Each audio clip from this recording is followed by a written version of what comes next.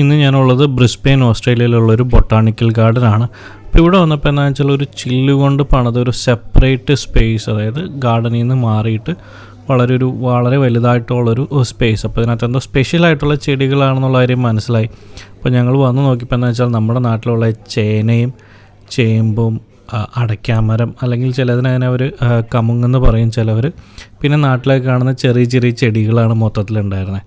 അപ്പോൾ ഇത്രയും സ്പെഷ്യലായിട്ടാണ് അവരിത് ഇവിടെ വച്ചിരിക്കുന്നത്. ഇവിടെ തന്നെ നമ്മുടെ ചേമ്പിൻ്റെ തന്നെ പല ടൈപ്പിലുള്ളതുണ്ട്. ചെറിയ ടൈപ്പ് ചേമ്പുണ്ട്, വലിയ ടൈപ്പ് ചേമ്പുണ്ട്. ഇപ്പോൾ ഈ ചേമ്പ് നമ്മൾ ഇന്ത്യക്കാർ മാത്രമല്ല കഴിക്കുന്നത്, ഇപ്പോൾ ഫിജിക്കാർ കഴിക്കുന്നുണ്ട്, ഈ അടുത്തുള്ള ഓസ്ട്രേലിയയുടെ അടുത്തുള്ള ഐലൻഡുകളിലുള്ള ആൾക്കാരും കഴിക്കുന്നുണ്ട്. ഈ കാണുന്നത് ഞങ്ങളുടെയൊക്കെ പറമ്പിലുണ്ടായിരുന്നു. ഞങ്ങൾ പണ്ട് പറയുന്നത് കാട്ട് ഇഞ്ചി എന്നാണ് പറഞ്ഞുകൊണ്ടിരുന്നത്. എന്ന് വെച്ചാൽ ഇതിനൊരു ഇഞ്ചിയുടെ സ്മെല്ലുണ്ട്, പക്ഷേ ഇഞ്ചിയായിട്ട് ഉപയോഗിക്കാനും പറ്റില്ല.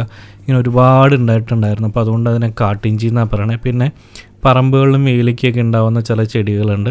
അതുകൂടാതെ ഇവിടെ എന്ന് വെച്ചാൽ കൊക്കോ മരം.